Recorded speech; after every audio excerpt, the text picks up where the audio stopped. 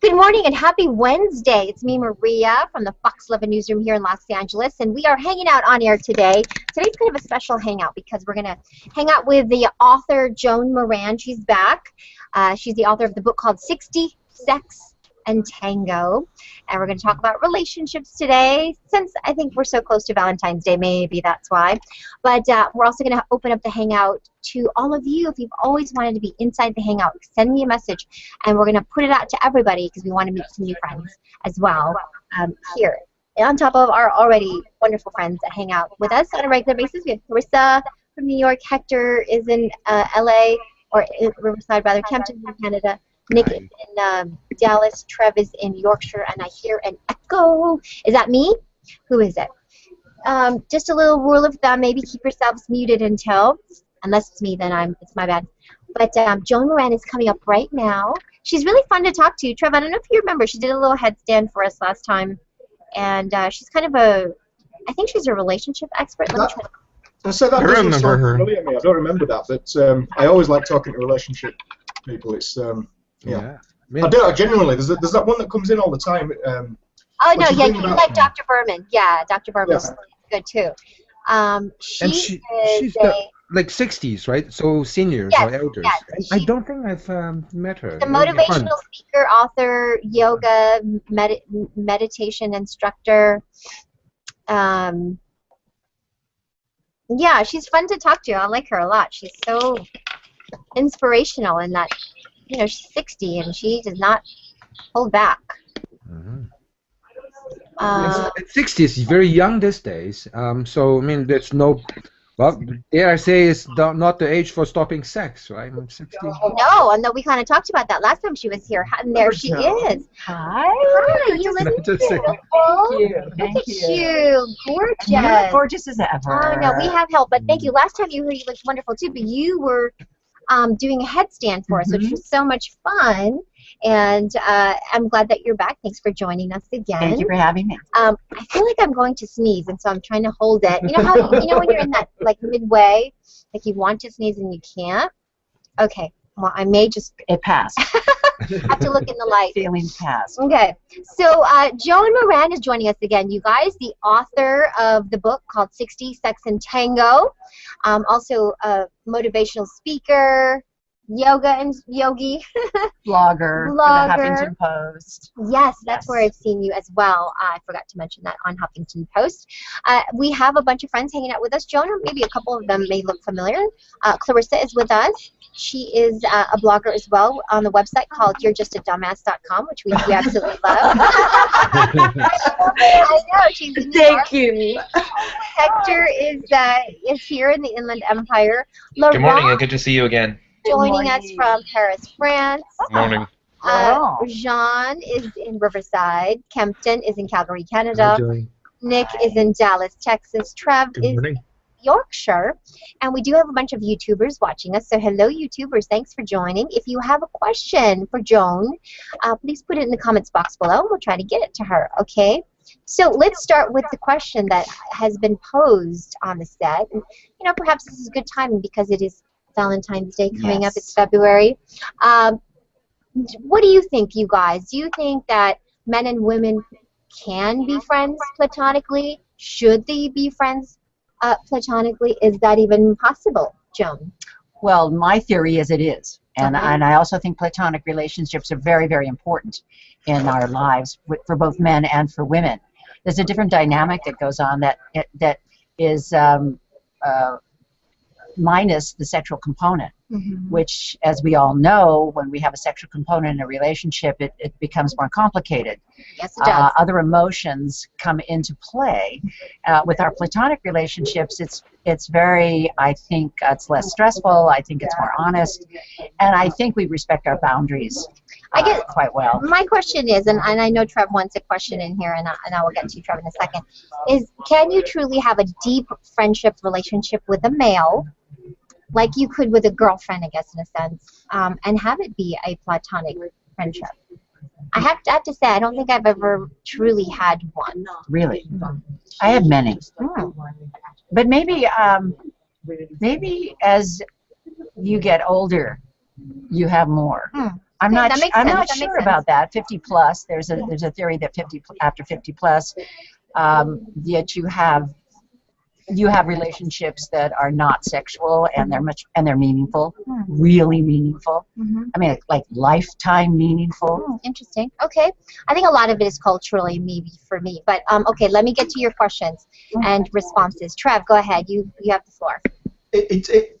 I'm not sure if it's a question. I think if there's a male and a female, if there's any attraction at all, and I don't mean like if you're attracted to someone, but if you just think they're attractive, there's a risk, there's a danger, and if you have a like a 10, 20-year relationship, and there's any kind of attraction, it can't work. Because eventually something will happen, or you'll get drunk, or so, you know what I mean. It's just that. Or you get drunk. Honestly, condom will be available, and then God knows what. So I understand what you're saying. We've all been there, let's be honest. Well, here's what the platonic relationship. This comes from Plato, by the way. Yes. Platonic. Yeah. Yes, and it was meant to be a more spiritual relationship. It was meant to be like I adore my long-term platonic relationships mind. I absolutely can't wait to have I give him a tango lesson every Friday, and then we go into the bar and have our TGIF margarita. And you dance the tango? And we dance the tango. Which is the sexiest dance ever. And that's a level of communication. Tango is a communication between a man and a woman that's highly intense. Yeah. But it's not sexual. It's sensual, but not sexual. Really? Yes, sensual, Trev, sexual, not one and the But same. with that, so can I just on that point, if it's to that level of your relationship where you can tango with them, then I think you're fairly safe. If it's to the point where you can't tango with them, then you're in danger, because that's when you're sort of thinking, I can't get that close because it'll, this attraction I've got will go mental, and I'll do you know what I mean? Are you attracted to your friend, or do you think this friend? He's a very handsome man. He's a British guy, and British guy. He's British. It's that accent. I always call him the Lord of the Manor, and he is highly intelligent, extraordinarily vulnerable. He shows his emotions. He's excitable and he's passionate, And yeah, he's passionate about his friendship and his relationship with me, as I am with him. But it's so honest and so easy. It's so delightful that we've said we will not cross that boundary of going into sexual intimacy. We will not. I don't want to screw it up. You've talked about it. Of course. But you have to say that. That's the thing. If you had to say that, you have to say it out loud. Because I don't say that to my best girlfriend. Well, that's different. Sorry, Clarissa. Can I butt in for a second? Well, Joan, let me ask you. Like, I kind of tend to agree with Maria. I think it's a very difficult line to balance, right? Like, because as you get closer to a person, it may not have started as an attraction, and maybe you didn't know they had attraction to you. So let me ask you, does that have to do more with, like you said, it has to do with age, right? Does it have to do with you knowing yourself better and knowing what you want, and you won't identify or transfer that onto a platonic friendship, or vice versa. They won't do that to you if you have a better sense of what you want and a better sense of who you are. Do you think that changes it? Well, I do definitely think age matures. One of the things that I've always noticed about myself in life is I'm not a jealous woman. I don't get jealous. Jealous, the green-eyed monster. Oh my gosh, that will wreck everything. Don't you think a little bit of jealousy is good though? In my platonic relationship, I don't want to go there. I've never gone there. I mean, he'll take his vacations and he'll do other things, and it doesn't involve me. And I'm perfectly comfortable with that, as he is perfectly comfortable with my lifestyle and the men I date. I mean, I date men, and but I don't go back and talk about anything that's inappropriate with him on that level. See, that's what that level. Yeah. I don't want to risk. I don't like the risky behavior. That's a little risk. The second blog I'm writing for the Huffington Post I think it's about 6 risky behaviors in a platonic relationship that can tank it. And one of them is just being too familiar with the sexual vocabulary. Yeah. That's what I think. I think you have different friends for different parts of your life, and for me, I have female friends, and I have great best friends. I can tell them anything, especially a couple of them. But male friends, I do have a couple of male friends, but I will not tell them everything. Mm-hmm. But I don't put them in the same level of friendship that I have with my girlfriends. I go You know to what I mean? I go to my platonic friend for advice about maybe my children, and he knows my adult children. He knows my adult children. He's been at one of my son's weddings. He knows my family. He knows my situation. He knows my space in life. He knows that I'm here today. Yeah, he's such a great supporter. I'll call him first for anything and everything, even sometimes before the man that I'm dating. Oh, wow. Wow. Because I feel such a deep Wow. relationship to him. I think that's especially true because that's your long-time platonic friends, right? So you can trust him a lot more. Whereas if you're dating someone, I think there's a little bit of tension. Well, you're getting to know, starting to date them, right? So they're brand new. Whereas this is a long-time friend. I personally have lots of, not lots, but I have some female friends that are platonic. Well, other than my better half, like all of my female friends are platonic. I mean, I don't look at their breasts when I talk to them. I look at their eyes. I look at what they're saying, right? If they start talking nonsense, who cares? They have great boobs, right? I don't know. So, They're great. Up here, Kempton, yeah. yeah, up here. Not yeah, go ahead, Trev. Go ahead. Another comment, sorry. In your case, Maria, like you said, there's things that you'll tell your female friends and not your male friends. With me, I don't think that's a matter of... I think like men and women have different uses, shall I say, for friendship. I've got female friends that I would tell things that I wouldn't tell my male friends because women are just better at that kind. Well, I find women are better at that kind of thing, whereas you probably find the same thing. But because you're a woman, you're thinking it's because it's the opposite sex. I don't think it is. I think it's just because women are better at that kind of thing, generally. No, I agree with you. I actually do. My business partner is a great friend of mine. I consider him to be one of my great friends. But he's married. I'm married. We do tell each other a lot of things. But there is no. I mean, he's to me like a brother. I mean, to me, you can have a platonic relationship with a man. I think if he's more like a brother to you. But I don't know. This is only me. No. I think that, but I also think that there's a commonality of interests. With my platonic relationships, there's a real commonality of interests that are very important to us that we discuss. Sorry, coming. Okay, you guys. Sorry about that. I'm sorry. This is the. Let me get this out of here. Okay. Okay, 1 second. They're going to take our teas right now. Up there. Hold on.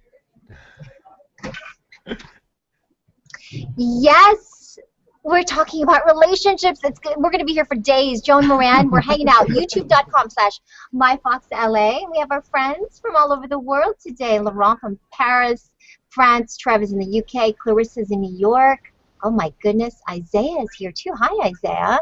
Nick is in Dallas. Good morning. Okay, girls and boys. Okay, we're done. Thank you. The natural moment is gone. Sorry, yeah. I forgot to put my tag up here, which I did wrong, by the way, but that's okay. It all worked out. I wanted to say something about this interest level. Sometimes when you're with a significant other or a sexual partner, or a husband or a wife, sometimes you don't listen to each other real well. And with a platonic relationship, I find it. I'm always listened to, and I always listen to him. And I never dismiss anything as trivial. I never judge what's going on in his life, and he doesn't with mine. And I accept what he has to say to me in the spirit in which it's given. You know, nice. if it's a criticism or if it's a tease or whatever it is, it's easy. The relationship is easy. I always think of the movie, you know, When Harry Met Sally, and so how these two are such great friends. Have you guys seen that, you guys? That was with Meg Ryan. Classic. Yeah. Funny movie. Good movie. Yeah. The orgasm film. Huh? The orgasm film. It's like whenever it says that, you always The think orgasm film. Oh, Right. Yeah. Right. Let's not replay it. No. You remember the orgasm scene? Don't do like Meg Ryan. Let's put it that way. I've tried. I've tried. Oh, if you do it, I thought you meant me. I won't do it. Anyway, well, it's a great topic to discuss, and I think it's healthy to have it. I You're think it's so absolutely healthy. right. And For our mental health. it's your Sure. it's your own personal. I don't have as many, like I said, just the really one or two. I'm going to repeat something that a crew member here said this morning about platonic relationships to me. He said it's impossible because at some point the woman will say, let's go to bed. Let's get drunk. And That's almost true. That's almost true. But Yeah, go ahead. the only reason that's true is because the man is always on call for that to happen. So the man is always on board, right? So it's just when the woman pulls a trigger, done, finished. That's the thing, because it's on the woman to say so. Right. No. Speak for yourself. That's men at all. Speak for yourself. like you said, Travis, if there's a little bit of attraction, I think you're in danger of going there. But I do want to quickly ask you, when you say you should have, but what if you don't? I mean, does that make you, less at having those meaningful relationships if you don't have a really good platonic relationship with the opposite sex? Because in time, as you get older, you search out people that are like-minded, to talk philosophy with, to talk world history with. I mean, my platonic my guy is like, because he's British, he's lived all over the place, and he can give a world view like nobody else. And I love that. That's something that interests me. You damn Brits! You guys! You're so well-educated. So worldly. You sound so smart with that accent. Not my accent. He was a pretty famous film actor. Oh, really? Back in the day of Can Fellini. we know who he is? And no, I can't say. Oh. But I just think that, we'll talk theater because I was in theater, and we'll talk movies, and there's so many things that we have a full life. We actually have a full life, except we don't go home with each other. How nice. Well, I love Tony. I can talk with about anything, and I love our Tony McEwen here. I consider him to be a friend. I don't know if he does for me, but Yes, of course. When the camera's on, obviously he's your I get friend. Tony drunk though. Who knows?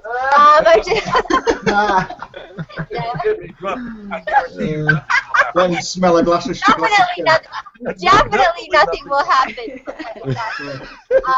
Joan Moran, thank you for joining us. You can check out Joan's book, of course, 60 Sex and Tango. The second part of that, it's called Confessions of a Beatnik Boomer.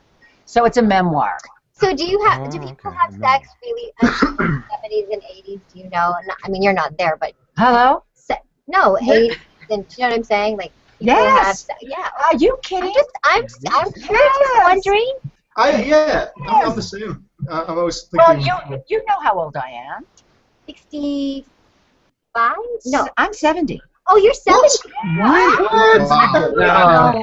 No. You cheat on your birth certificate. I'm to the Google Hangout world. I'm still having sex. Joyfully. No, but you were standing.